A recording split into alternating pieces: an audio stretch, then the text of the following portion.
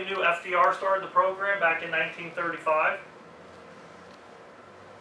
What do you think when do you think people were dying, mortality was in 1935? 66. 52. It was low 60, 62, right? So it was really originally designed to be a government slush fund. Nobody ever was supposed to get any money out of this thing. People were supposed to be dead. Boy, is that a change, huh? Old Ernie Ackerman, any idea how much his lump sum payment was in 1937? 17 cents. You gotta love this stuff, man. Ida Mae Fuller. This was great. She paid $24 in, got $22,000 out.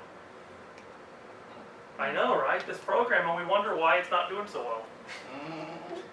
Because we use the trust fund. Some folks are a little older in this room than I am, so they may remember seeing those cards around. Sorry, Chip. Hey, happy December then. Now, old Ida Mae Fuller, Hilda. Hilda was great. Hilda thought the Social Security card was like the best thing ever, right? So she actually designed and manufactured a wallet just to carry her Social Security card. And she advertised it, and it was really a pretty wallet. But then there were 22,000 people that were using her Social Security number. That was our first identity theft situation. Don't advertise your Social Security card.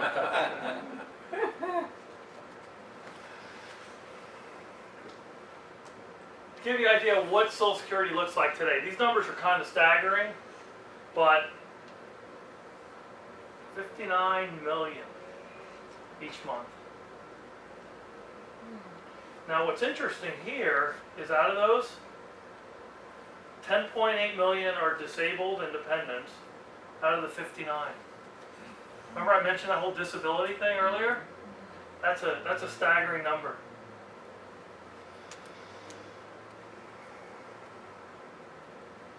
I'm assuming everybody knows how to qualify. You put money in, you have to put money in for a certain amount of time to get money out.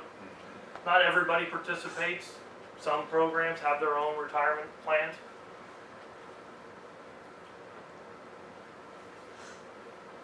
Who heard that Social Security went bankrupt? Anybody heard it's going bankrupt? All right, heard it's going bankrupt? 2037. Here's how it's funded. If you're an employee in a company, here's what you contribute. Your employers pay some too. If you're a business owner, sole proprietor, here's what the numbers look like. Kind of a painful one.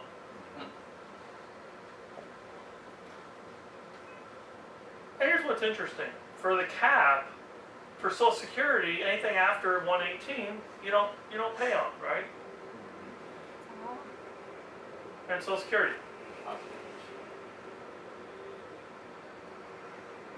So here's what it looks like, and Social Security is really, it's a trust fund. So in 2014, we had a balance of 2.7 trillion.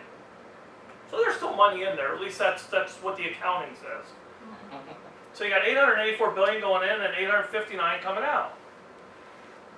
That's not so bad, right? We have more coming in than going out. That seems pretty reasonable. 2020. Yes, sir. Can I go back to that prior slide? So if you have $2 trillion, I didn't quite see the number at the top. $2.764 trillion is the balance allegedly in Social Security. In the fund, right? So I just want to ask you about the rule of 72 and compound interest. Why wouldn't that $2.74 trillion compound using the rule of 72 in, let's say, 20 years at 4% interest? Great question. Great question. I don't think I've ever heard it asked. And I'm thinking to myself, how can the government say it's bankrupt when there's compound interest? Because the money's not really there. It's not really there. And Well, it's not really that I know. But They're we can using sell it. Yellowstone and They've sell the already- national parks. We've kind of borrowed. We borrowed. It's become, it's been borrowed, right? Right. So, Hey, but there's a big box of IOUs in there. Yeah. And that's you can take that to the bank. And Boxes I would they're use. paying it back at about 1%. On a good day. Yeah, on a good day. But no, it's, agree. I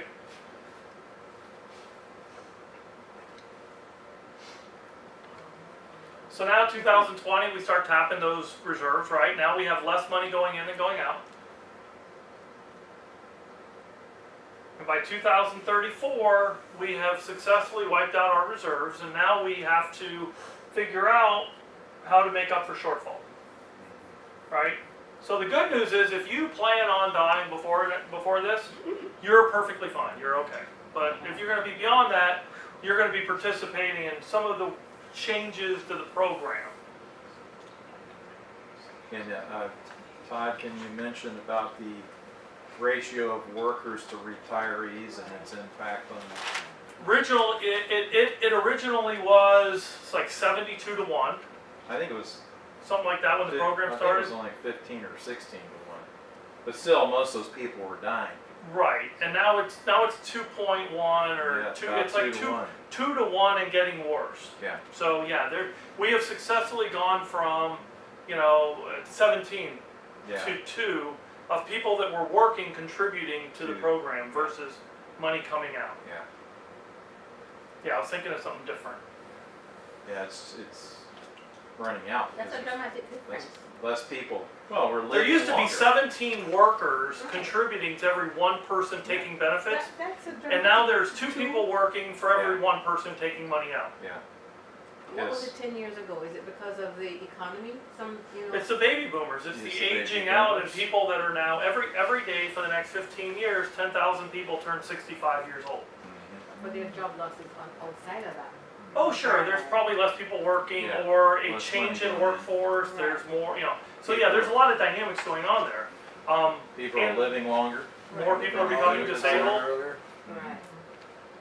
And so really, how do you solve the problem? There's several ways. Either you bring more money in or you pay less money out. There are some simple fixes to this. Social Security in my opinion, Social Security is an easy fix. There's a real easy fix. You can raise the cap. You can, there's a lot of ways you can modify this and help it. So Social Security is an easy one. The problem is that you've got a political system, and I don't care whether you're right, left, or center, nobody wants to change or touch anything because it hurts their re-election, right? Nobody wants to do anything. Right. So you have a paralyzed government, regardless of what side of the fence you're on, that neither one of them want to touch any of these systems. Right. I mean, my feeling, Social Security is the easiest fix in the world. Medicare, on the other hand, is a complete time bomb. Couple of things that people that are involved. How much did you earn? When you claim benefits? Are you married? And of course the wild card, how long are you going to live? If you didn't know what your full retirement age is, this is what it is. So for me, I was born in 65, so my full retirement age is 67. What that means is that's when I can get my full benefit, and if I'm still working, then they won't change my benefit at all. Whereas if I'm working before that, it can impact my benefit if I start drawing early. And we'll kind of talk about a little bit of that.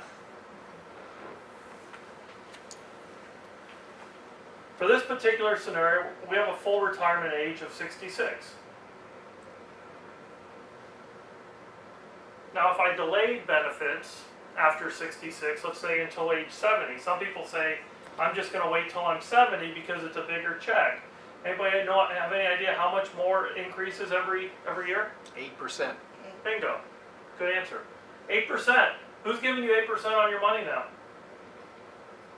Right, not many people, right? So an 8% pay increase every year is pretty good. Now, is it going to stay that way? I don't know. Remember, that was back when the system, nobody was back supposed to take any money out either. So,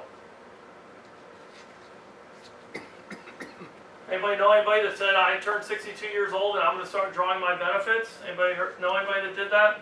Right? And then when you ask them why, I say, well, because it was eligible. Well, the problem is a lot of people do it because they just don't know why they would delay it or how to delay it, and it may not have been the best decision for them, right? So what we want to do is we want to figure out what the best decision is.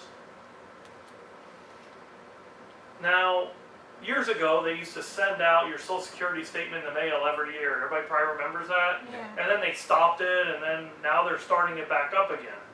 So one of the things that if you don't get that Social Security statement in the mail, or you haven't got one for a while, you can go to ssa.gov and create an account, right? So you go to this webpage, ssa.gov, and go to create an account, and very secure, obviously, and you can actually print out your Social Security statement, which is your estimate of benefits. And remember, this was what it looked like. Oh, let me go back to this, sorry about that.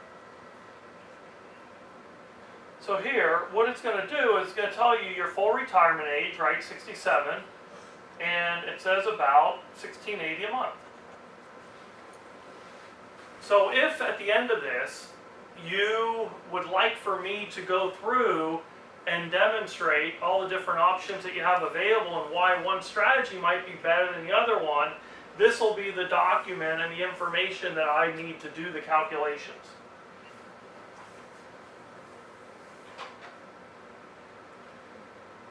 Ironically enough, the Social Security office does actually have a calculator to tell you how long you're going to live too. Whether you want to or not. I know. It's there, I'm serious. If you live beyond the expectation, you may help the situation. What do they do? You live too long, here, take this pill.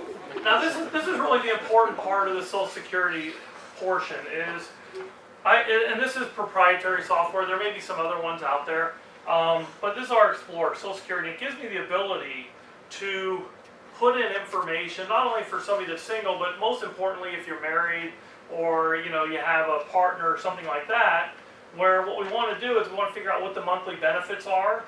Then you get to predict how old you're going to live, right? Some people have longevity, some people don't have longevity.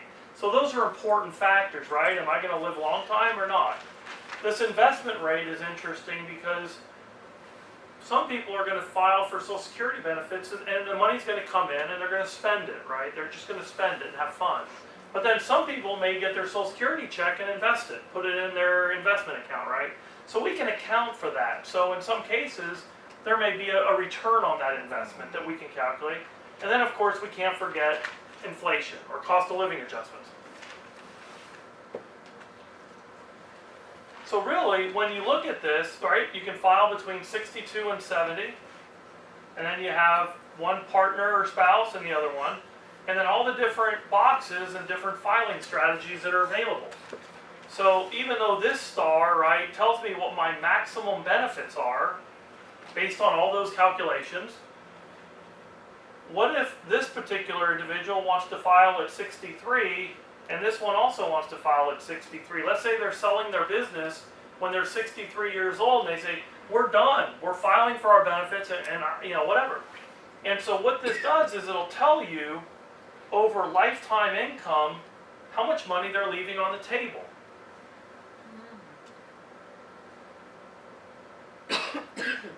And I tell you, this is a great exercise. I do this with my wife, and we calculate our benefits, and what's the maximum versus what do I really want to do, and what am I going to do? And just by moving around in different quadrants, you can create a much more efficient, optimal strategy than just by maybe closing your eyes and throwing a dart at the board and hoping you pick the right box, right? So in this particular scenario, instead of both of them waiting until they're 70, they both file at 67, and the difference is 187,000 out of 2 million, right? So then the next question is, well, is that too much of a difference, or is it worth waiting? And these are all individual choices. Yes, sir? What is that, what's the life expectancy that's based on? This is based on one living to 85 and one living to 90. Okay. So obviously the husband's going to 85 and the wife's going to 90. Right. Yeah, because that will determine. Sure.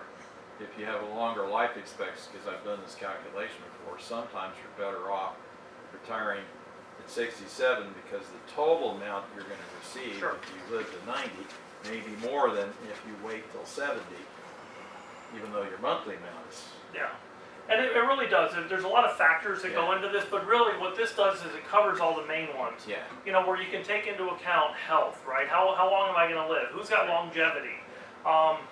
You know, and also working. You know, whether the husband and wife. You know, now wives are significant career and wage earners. My wife is my wife's got an MBA and she's a smart gal. Her choice in men not so good, but she's smart. So if you wanted to go through this exercise as part of your overall, income planning for the future and retirement, it's nice to know what it looks like and what the differences are.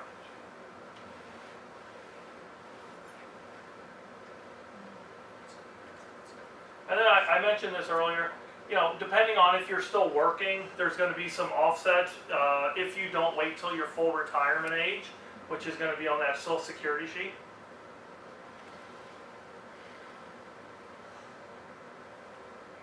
And then of course, main things, health, when stop working, what other assets are there? In a lot of cases I work with clients where, maybe delaying Social Security is a good thing.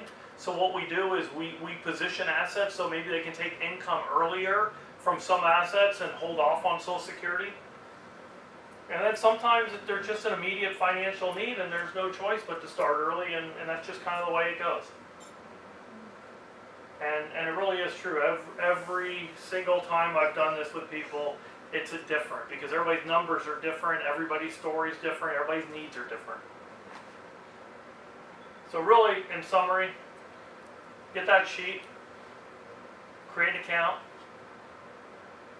how long are you going to live, how good's the health, what about income and retirement, when are you going to stop working, and going back to that whole taxes are going to play a big role on some people's retirement income plan. So here, what I'm going to do is, I'm going to pass these out. This is a card. If you actually want to either